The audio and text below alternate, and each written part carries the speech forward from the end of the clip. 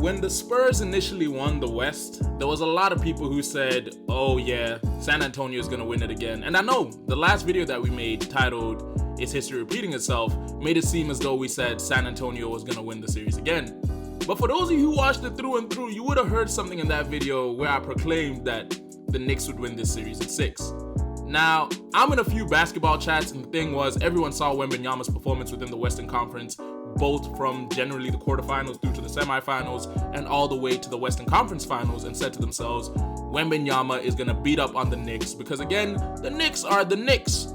But that's not what I believed. So let's get straight into it. Ayo, what it do, YouTube? It's your boy Alvin Mike from L.T.A. and welcome back to yet another video. Tonight, we're making this video ahead of Game 3 of what will be the NBA Finals between the New York Knicks and the San Antonio Spurs. And let me just say, the Knicks are up 2-0. Now, I unfortunately said to people, if New York finds a way to basically get up 3 in this and they are with one game of closing, I would find my way to New York. I don't know if that's in the budget, but hey, we'll see what it is. First off, let me say a special shout out to all of you for all the support you've been showing to the channel. The last video that we made in regards to how this final series is a matchup basically for the years. A lot of you loved it, and I gotta say thank you. That, you know what I'm saying? That is highly appreciated. Don't forget, if you ain't checked that video out, go check it out. But in today's video, we're gonna be discussing the San Antonio Spurs. More precisely, we're gonna discuss why I seemed crazy when I said it to some people, but to some of you it made sense. Why I believed the New York Knicks were gonna upset the San Antonio Spurs in this series. If anything, I believed the Spurs could have pushed this to 6. It looks like it might go 5 at most, because I do believe the Spurs will sneak out either Game 3 or Game 4 in New York, because yeah, nobody wants to get swept. Now, when you look at the matchup of the New York Knicks, the one thing that I kept saying to everyone was, the Knicks, when it comes to it, are a powerhouse in regards of they have size. The best way to view it is the shortest dudes on the team are Deuce McBride and basically Jalen Brunson, and in most situations, you will see those two on the floor on occasion, but more often than not, you'll find them surrounded by a lot of tall dudes because, as I said before, the Knicks starting lineup contains a lot of bigs. Now, pound for pound, when you look at the rest of the NBA, there's only a few teams that have that same sort of makeup. The Toronto Raptors are one, the Boston Celtics are another one, and when I'm looking in the West, I can't necessarily think of a team that has that same sort of makeup unless you think of someone along the lines of the Minnesota Timberwolves if they are to bench Rudy, because I'm talking about having length on the team that can also shoot. Now, when it comes to San Antonio Spurs, that's something they don't excel at, as I said in previous videos. When you think about it, their power forward starting in the lineup is Justin Champagnie, or is it Julian? No, it is Julian Champagnie. I'm thinking of his twin, but it's Julian Champagnie who, let's be dead serious, the boy can knock down shots, but when it comes to matching up against a team that is coached by what has been a Coach of the Year winner before, they will use IQ to beat you if they don't need to really harass you. And we've seen this a lot between the first few games of the series, where the Knicks tend to run a lot of pick and roll action in situations where they can get Karl Anthony Towns into a switch, where he ends up getting guarded by someone significantly smaller, as the only tall person on the floor tends to be Wemby. And then in those situations, he basically does something that we've never seen from him before.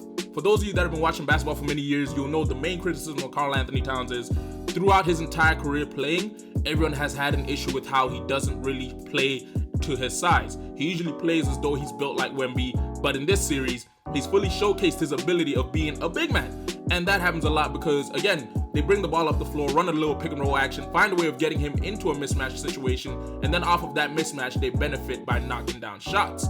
But to help benefit that system, when Wemby isn't on Cat, we've also noticed that the Spurs love to run this little drop defense, whereby they'll have Wemby guard someone like Josh Hart, and they'll play to what they saw in the East, which is basically let Josh Hart be the shooter, expect that percentages-wise he will return to average and he won't make those many shots.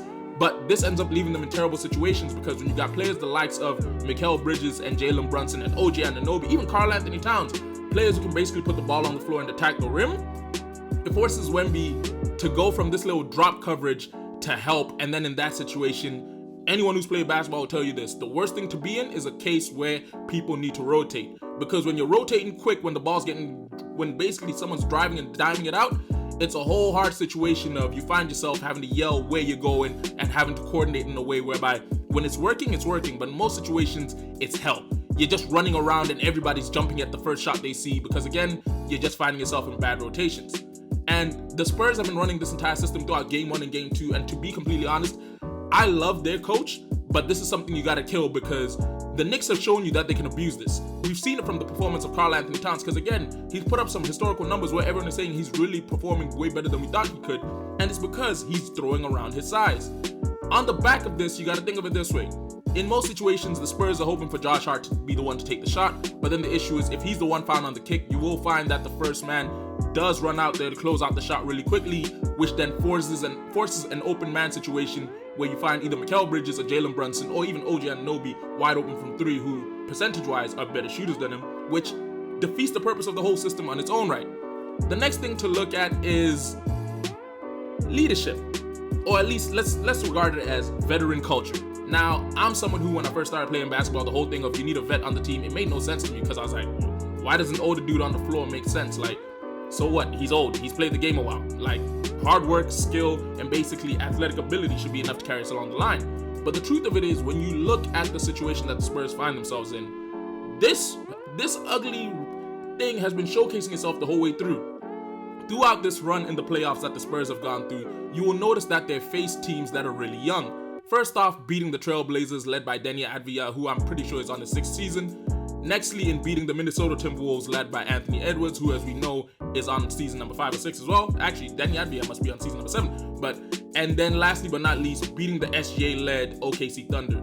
The issue here is they've played a lot of young teams, and when you play a lot of young teams, young versus young, it then becomes a thing of whose ability can beat who, and as we've seen, Wemby's ability manages to tower over. But for anyone that's played basketball, you'll know one thing. When you play them old dudes, them dudes who ain't got the legs that they used to no more, and you try and beat them with your ability versus their IQ, they will punish you.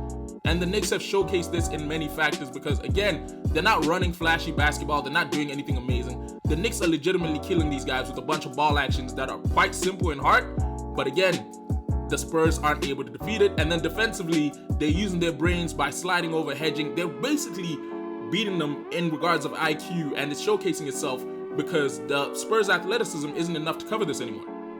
And then on the back of that, I will admit, the Spurs' offense, it has been a little bit of a struggle fest because they are struggling to score on the Knicks here and there, but that just comes down to a thing of when you're hitting, you're hitting. When you're not, you're not. For the Knicks, they're gelling as a team because the whole team has been flowing through the entire playoffs. Whereas for the Spurs, it's been a thing of they've gotten spurts from different players in different situations, which have helped them push through.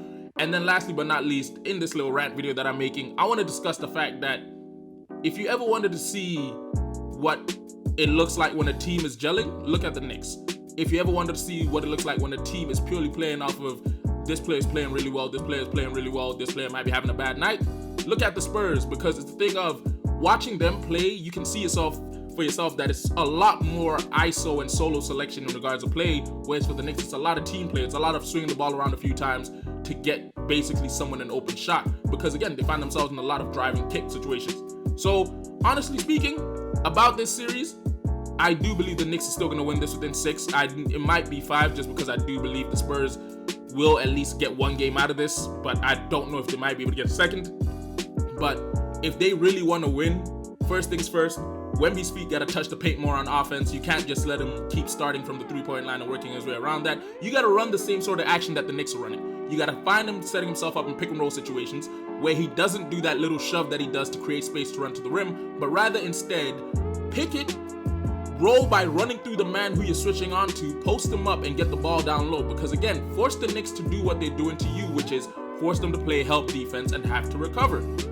Because the Knicks have been doing it to them non-stop, and I will just say it is abusive how they're doing it to them. The other thing they're benefiting from, of course, which is an honorable mention, is shout out to my boy Mikal Bridges, traded for so many first-round picks. Everyone thought it wasn't worth it, but now on the biggest stage of all, even though he's had a few off nights in previous rounds, he is showcasing why they gave up so much for him. And I'm happy to say that, hey, New York Knicks will be the NBA champions before the end of the season. And ladies and gentlemen, where will you be the night they turn it into Gotham City? But anyway, it's been your boy Alvin Mike from L.T.A. Hopefully you enjoyed today's video, in which case, if you did, do me a favor, go ahead and hit that like button. If you're new to the channel and you ain't done so yet, don't forget to hit that subscribe button and turn post notifications on. We are trying to get to 150 subs immediately, but that's only possible if y'all hit that sub button. And lastly but not least, down below in the comment section, do me a favor, go ahead and let me know. Did you really believe the Spurs were going to win this series, or did you always have it that the Knicks were basically going to take this and go home with it? And don't forget, hit us up on our socials down below. We do have a TikTok. I would say we do have an Instagram, but we ain't posting on that. So, hey, it is what it is. I'll catch you in a bit. Deuces.